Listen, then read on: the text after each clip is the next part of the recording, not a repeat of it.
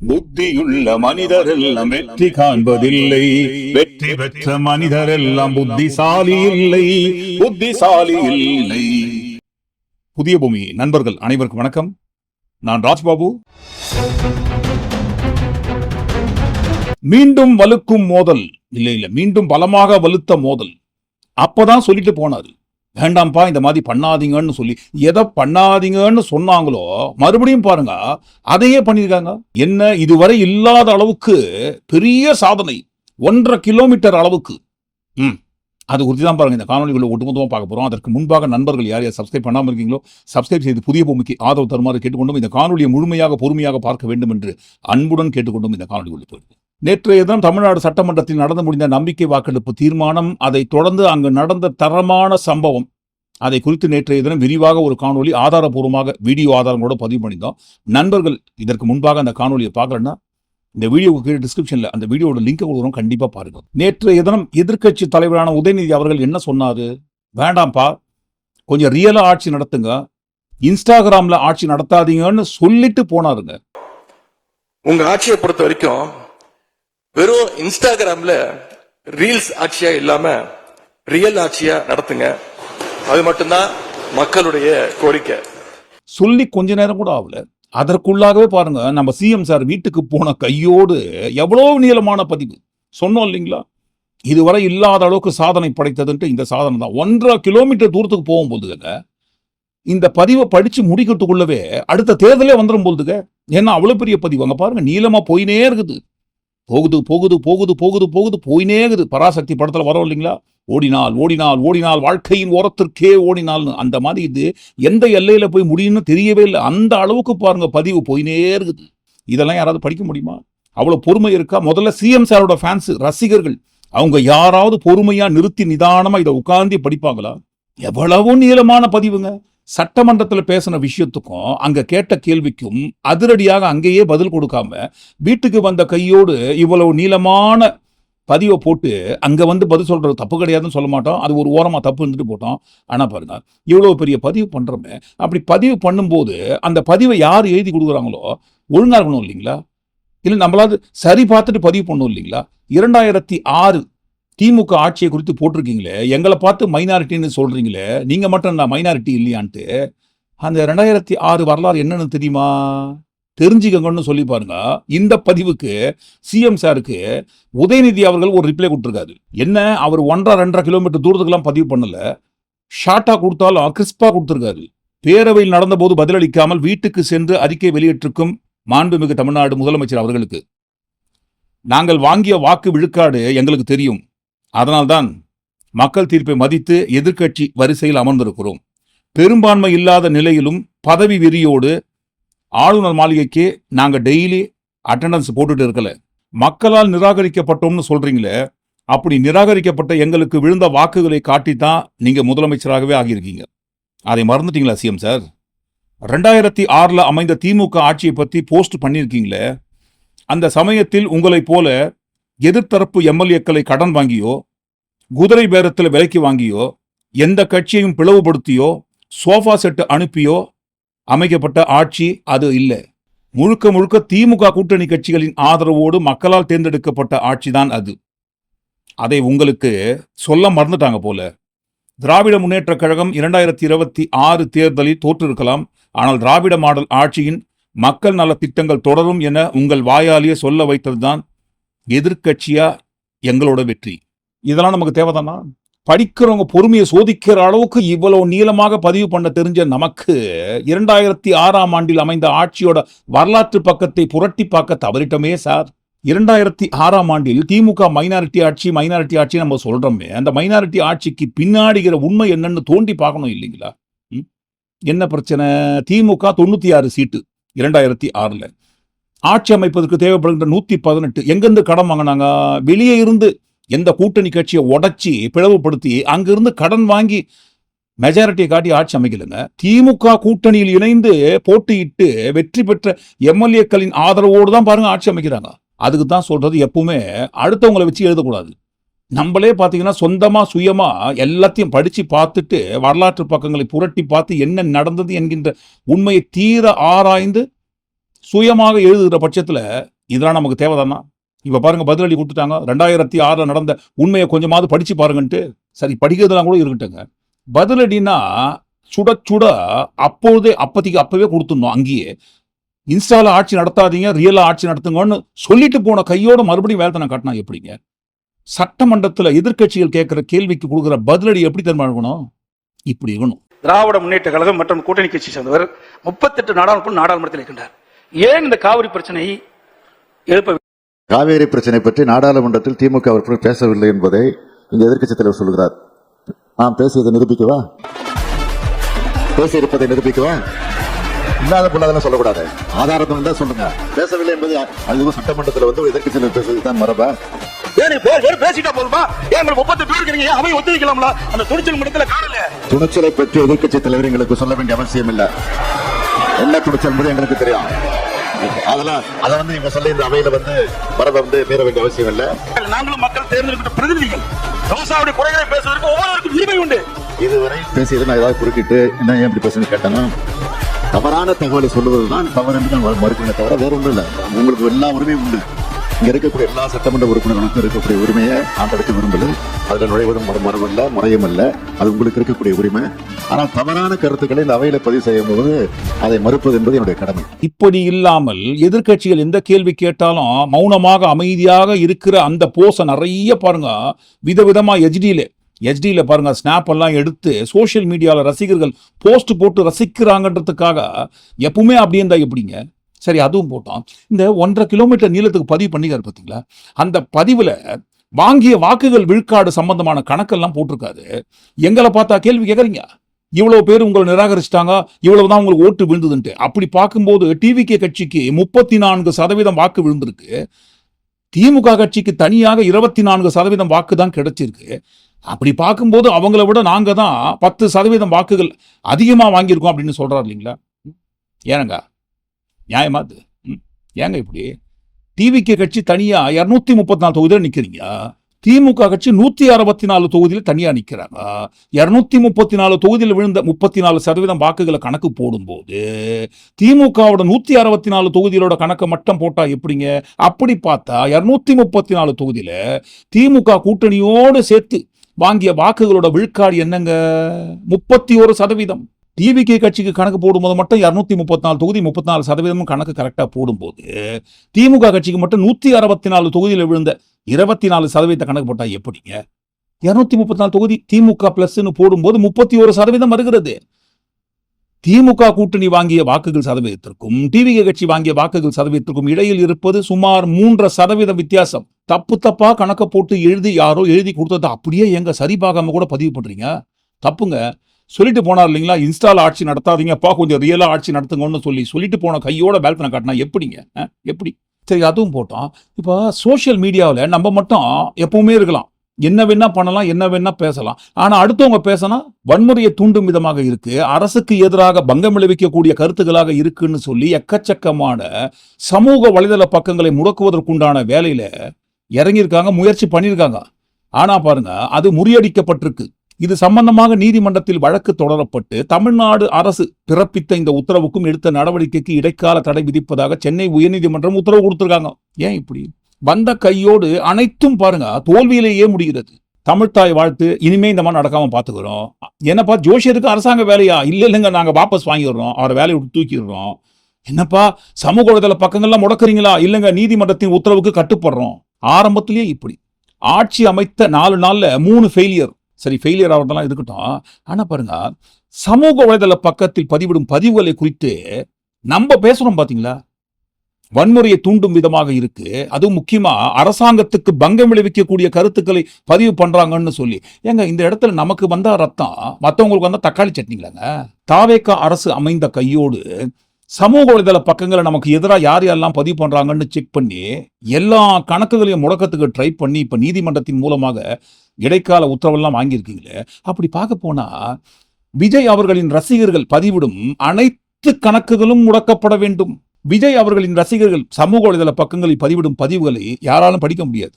அந்த அளவுக்கு மிகவும் கண்ணிய குறைவுன்னு சொல்வதை காட்டிலும் ரொம்ப கீழ்த்தரமான கேவலமான பதிவுகளை தான் பாருங்க தொடர்ந்து பதிவு பண்ணுவாங்க. இப்போ அடுத்தவங்களை பார்த்து இல்லைங்க, அவங்க தப்பா கருத்துக்களை பதிவு பண்றாங்களே, அந்த கணக்குகளை முடக்கணும்னு நம்ம நடவடிக்கை எடுக்கும்போது, அப்ப இதற்கு முந்தைய அரசாங்கம் இருந்த சமயத்துல விஜய் அவர்களின் ரசிகர்கள் ஒட்டுமொத்தமான கணக்குகளை முடக்கி இருக்க வேண்டும். தவறான கருத்துக்களை பதிவு பண்ற காரணத்தினால்தான் இப்ப நாங்க இந்த மாதிரி நடவடிக்கையில இறங்குறோம்னு சொன்னா, இதற்கு முந்தைய அரசு கண்டிப்பா பாருங்க அதை போன்ற ஒரு நடவடிக்கையில் இறங்கி இருந்தால் விஜய் அவர்களின் ரசிகர்கள் ஒருவர் கூட சமூக வலைதள பக்கத்தில் அக்கௌண்ட் வச்சிருக்கவே முடியாது. எல்லாத்தையுமே ஒட்டுமொத்தமா முடக்கி இருக்க வேண்டிய சூழ்நிலை உருவாகி இருக்கும். ஏனென்றால் அவர்கள் அனைவரும் அதை போன்ற மோசமான கருத்துக்களை மட்டும்தான் பதிவு செய்து கொண்டிருந்தார்கள். இன்றைக்கு அடுத்தவங்க அக்கௌண்ட்டை முடக்கிற நடவடிக்கையில் நம்ம இறங்கினா மாதிரி இதற்கு முந்தைய அரசு அதை போன்ற ஒரு நடவடிக்கையில் இறங்கி இருந்தால் ஒருத்தரோட அக்கௌண்ட் தப்பிச்சிருக்குமா? இன்றைக்கு நம்ம ஆட்சி அமைத்த கையோடு நமது தலைமையில் அமைந்த அந்த அரசை எதிர்த்தெல்லாம் யாரும் பேசுறாங்க, நியாயமான குரல் யாராவது கொடுத்தாங்கன்னா, ஏதாவது ஒரு நியாயமான கருத்துக்களை பதிவு பண்ணா, என்னப்பா இது நம்ம அரசுக்கு எதிராக இவங்க குரலை எழுப்புறாங்களே, தப்பா இருக்குது, அரசாங்கத்துக்கு எதிராக பங்கம் விளைவிக்கக்கூடிய வன்முறையை தூண்டும் கருத்துக்களை பதிவு பண்றாங்கன்னு சொல்றீங்களேங்க. அப்போ இதற்கு முந்தைய அரசு இருந்த சமயத்துல பேசின பேச்செல்லாம் எப்படிங்க? கருத்து சுதந்திரம், நாங்க நினைக்கிற கருத்துக்களை சுதந்திரமா பேசுவதற்கு எங்களுக்கு சுதந்திரம் கிடையாதா? நாங்க பேசுறதெல்லாம் கருத்து சுதந்திரம்னு சொல்றீங்களே, எது கருத்து சுதந்திரங்க? மக்களால் ஓட்டு போட்டு தேர்ந்தெடுக்கப்பட்ட ஒரு முதல்வரை பார்த்து முட்டாள்னு சொன்னதற்கு பெயர் கருத்து சுதந்திரமா? தூத்துக்குடியில தன்னுடைய வீட்டுல கழிவறை இல்லையா? இதுதான் தமிழ்நாடு முன்னேறிய மாநிலமா? இதுதான் திராவிட 2.0வா? ஒரு கழிவறை இல்லாத ஒரு கிராமத்தை உருவாக்கிய ஒரு முட்டாள் முதலமைச்சர், ஒரு முட்டாள் முதலமைச்சர், ஒரு முட்டாள் முதலமைச்சர், ஒரு முட்டாள் முதலமைச்சர். இதுக்கு மேல சொல்றதுக்கு கோபமான வார்த்தைகள் எனக்கு இல்ல கிடையாது. இன்றைக்கு பொது அமைதிக்கு பங்கம் விளைவிக்கக்கூடிய கருத்துக்களை தெரிவிக்கிறாங்க. அதனால பாருங்க அதை போன்ற அக்கௌண்ட் எல்லாம் நாங்க முடக்கிறதுக்கு ட்ரை பண்றோம்னு சொல்றீங்களேங்க. ஜென்சி புரட்சி ஏற்படும். தமிழ்நாட்டில் இருக்கிற ஒட்டுமொத்தமான இளைஞர்கள் இந்த ஆட்சிக்கு எதிராக திரும்புவார்கள், இளைஞர்களே திரண்டு வாருங்கள்னு தூண்டி விட்டுமே ஜென்சி இளைஞர்களை. அது எப்படிங்க கருத்து சுதந்திரமா? திமுக ஆட்சிக்கு எதிராக நேபாள் மாதிரி புரட்சி வெடித்து விடும் என்று சொன்னதற்கு பெயர் கருத்து சுதந்திரம். இதே பாருங்க, உங்க அரசு அமைந்த கையோடு ஏதாவது கேள்வி கேட்டா, ஐயோ பொது அமைதிக்கு பங்கம் விளைவிக்கிறாங்கப்பா, கணக்குகளை முடக்குங்கன்னு சொல்றதா? உங்களுக்கு வந்தா ரத்தம், மற்றவங்களுக்கு வந்தா தக்காளி சட்னி இல்லைங்களா?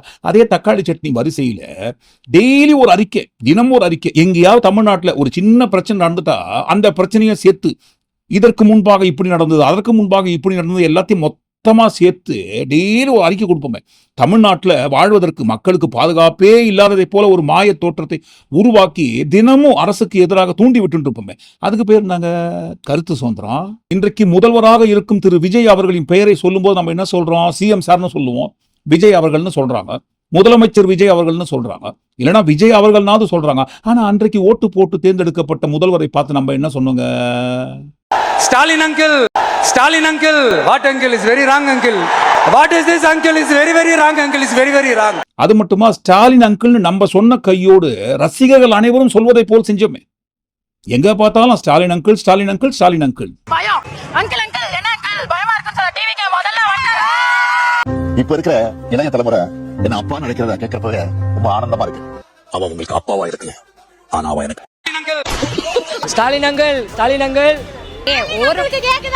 ஸ்டாலின் அங்கிள், மக்களால் ஓட்டு போட்டு தேர்ந்தெடுக்கப்பட்ட முதல்வரை பார்த்து ஸ்டாலின் அங்கிள்னு சொல்றது கருத்து சுதந்திரம். இதே உங்களை பார்த்து யாரும் சொல்லலங்க, இப்ப திடீர்னு விஜய் அங்கிள்னு யாராவது சொல்லிட்டாங்கன்னா, விமர்சனம் பண்ணாங்கன்னா, அப்ப என்னங்க, ஐயோ பொது அமைதிக்கு பங்கம் விளைவிக்கிறாங்களே, எங்களை பார்த்து விஜய் அங்கிள்னு சொல்லிட்டாங்களேன்ட்டு சண்டை வருவீங்களா?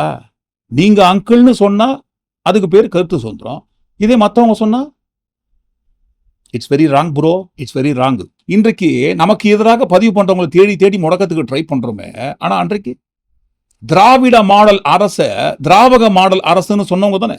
அன்றைக்கு திராவிட மாடலை பார்த்து திராவக மாடல்னு சொல்லும் போது கருத்து சுதந்திரம். இதே பாருங்க, நமக்கு எதிராக யாராவது பதிவு பண்ணிட்டாங்கன்னா பொது அமைதிக்கு பங்கம் விளைவிக்கிறாங்க. மறுபடியும் சொல்றோம், நமக்கு வரும்போது அந்த சீட்ல வந்து உட்காரும் போது தான் தெரியும் நமக்கு வந்தா ரத்தம், இதே அடுத்தவங்களுக்கு வந்தா டொமேட்டோ சாஸா?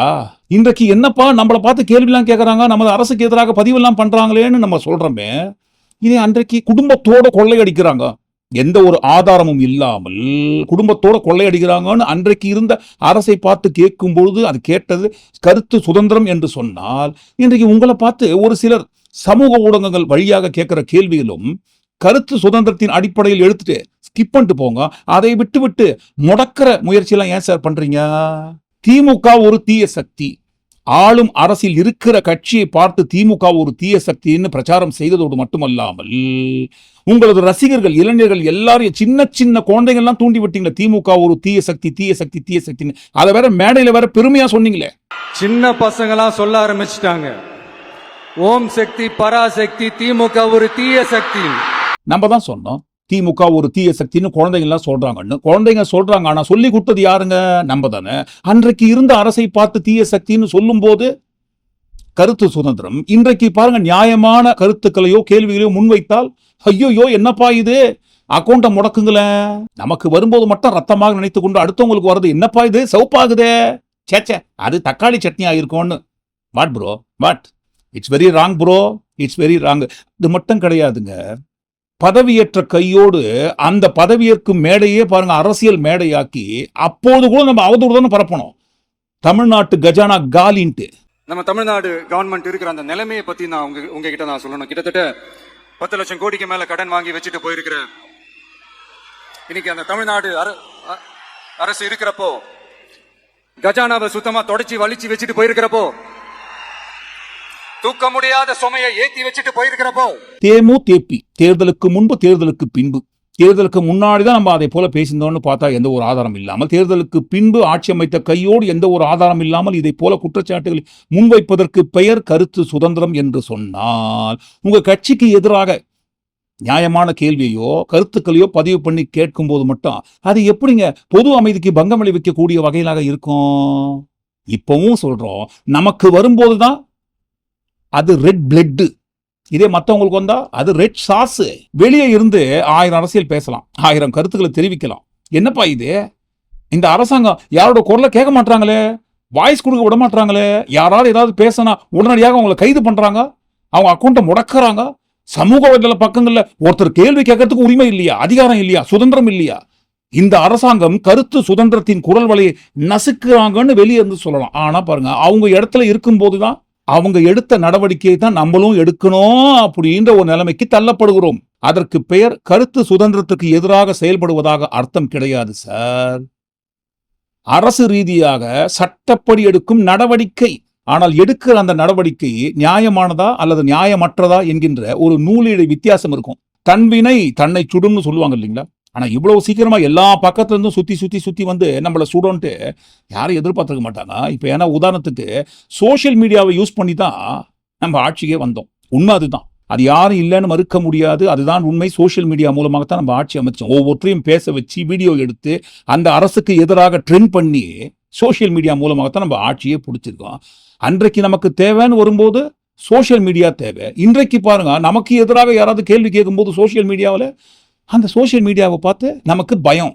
ஏன் பயம்னா, அனைவரை காட்டிலும் சோசியல் மீடியாவோட பவர் என்னன்ட்டு டிவிகே கட்சிக்கு நல்லாவே தெரியும். முக்கியமாக சிஎம் சாருக்கு நல்லாவே தெரியும் சோசியல் மீடியாவோட பவர் என்னன்ட்டு.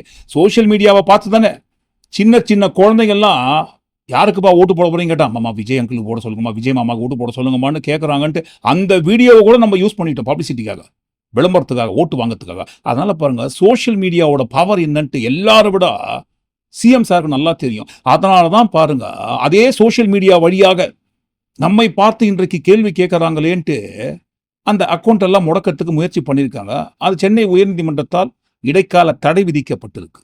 ஏன் சார் இப்படி?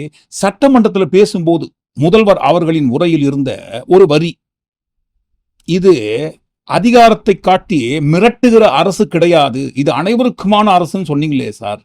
யாரையோ குத்தி காட்டுறதா நினைச்சு அதிகாரத்தை காட்டி மிரட்டுகின்ற அரசு இது கிடையாது, அனைவருக்குமான அரசுன்னு சொன்னோம். ஆனா வெளியே வந்து நம்ம என்ன பண்றோம்? நம்ம எதிர்க்க வேண்டியதில்லை, சும்மா நியாயமான கேள்வியை கேட்டு கருத்துக்களை பதிவு பண்ணாலே அவங்களோட அக்கௌண்ட் எல்லாம் முடக்கிற வழியை நம்ம பார்க்கிறோமே.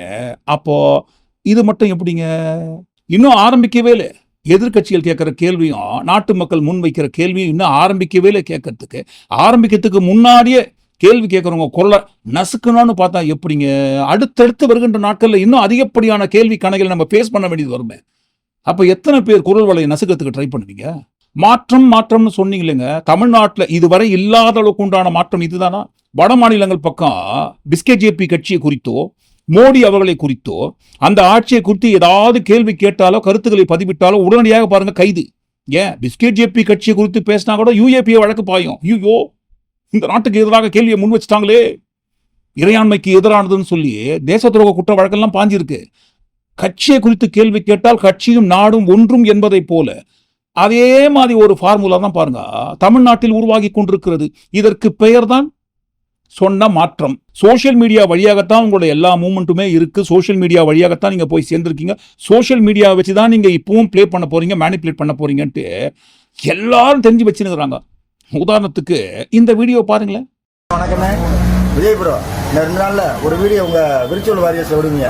என்ன வீடியோ விடுவீங்கன்னா 4 லேடிஸை வச்சுக்கிட்டு அண்ணே எனக்கு மாசம் 2500 ரூபா வேணாண்ணே, 6 சிலிண்டர் வேணாண்ணே, இந்த தமிழ்நாடு ஃபுல்லா இலவசமா பஸ் பயண திட்டம் அது வேணாண்ணே, நீ நல்லா இருந்தா மட்டும் போதுண்ணே, உங்க லேடிஸை வந்து பாதுகாக்கண்ணே, நீங்க நல்லா இருக்கண்ணே, இப்படி ஒரு வீடியோ வெளியிடுவீங்க. அதையும் நாங்க பார்ப்போம். அதான் நாங்களே முன்னால வெளியிட்டோம். நாங்க சொல்லுங்க, மக்கள் சொல்றாங்க. சோஷியல் மீடியா வழியாக இப்படித்தான் வரப்போகுதுன்றத முன்கூட்டியே ஜோதிடரை போல ஞான திருஷ்டி வழியாக கணித்தல்ல, பகுத்தறிவை சிந்தித்து பின்னாடி நடக்க போறத முன்னாடியே சொல்றாங்க.